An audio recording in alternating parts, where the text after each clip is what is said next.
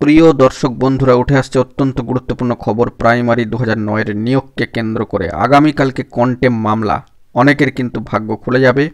চাকরি হাতের মুঠোয় আসা কার্যত এবার সময়ের অপেক্ষা।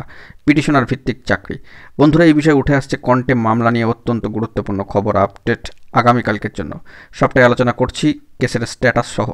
বন্ধুরা, এই বিষয়ে ভিডিওটিকে শেষ পর্যন্ত ওয়াচ করবেন, কোনোভাবে স্কিপ করবেন না।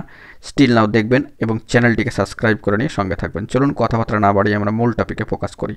বন্ধুরা, অত্যন্ত গুরুত্বপূর্ণ খবর আগামীকালকের জন্য মহামান্য কলকাতা হাইকোর্টের সিঙ্গেল বেঞ্চে 13 নম্বর কোর্ট এবং সেই দিক থেকে যে স্ট্যাটাস উঠে আসছে দেখুন। অত্যন্ত গুরুত্বপূর্ণ মামলা, কন্টেম মামলা, WP সিভিল রুল কন্টেম্পট 43, সম্মানীয় কাকলি মণ্ডল।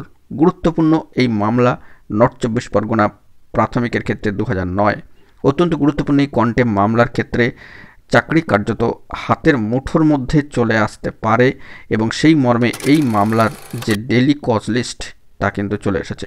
এই মামলার ক্ষেত্রে দেখা যাচ্ছে অনারেবল জাস্টিস সম্মানীয় বিচারপতি অনারেবল জাস্টিস রাজাশেখর মান্থা মহাশয় সিঙ্গেল বেঞ্চে 13 নম্বর কোর্টে এই মামলা কিন্তু একেবারে আইটেম নম্বর 5-এ অবস্থান করছে, অনেকটাই উপরের দিকে একেবারে 5-এ অবস্থান করছে। পার্সোনাল অ্যাপিয়ারেন্স ম্যাটার 13 নম্বর court, honourable justice single bench, সম্মানীয় বিচারপতি রাজাশেখর মান্থা মহাশয়ের এজলাসে।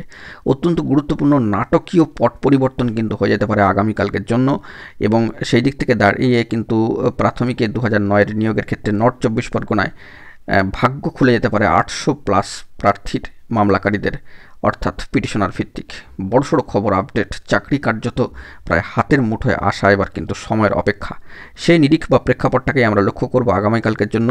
অত্যন্ত গুরুত্বপূর্ণ পার্সোনাল অ্যাপিয়ারেন্স ম্যাটার 13 নম্বর কোর্ট, অনারেবল জাস্টিস সম্মানীয় বিচারপতি রাজাশেখর মান্থা মহাশয়ের এজলাস।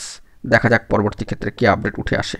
আপাতত কজ লিস্ট অনুযায়ী 5 নম্বরে অবস্থান করছে এই মামলা সম্মানীয় কাকলি মণ্ডলের। তো WP CRC/20/2025 এই মামলাটি। তো দেখা যাক এই বিষয়ে আগামীকালকের জন্য কী আপডেট উঠে আসে। অবশ্যই চ্যানেলটিকে সাবস্ক্রাইব করে রাখবেন এরকমই জরুরি আপডেটগুলি পাওয়ার জন্য। ধন্যবাদ।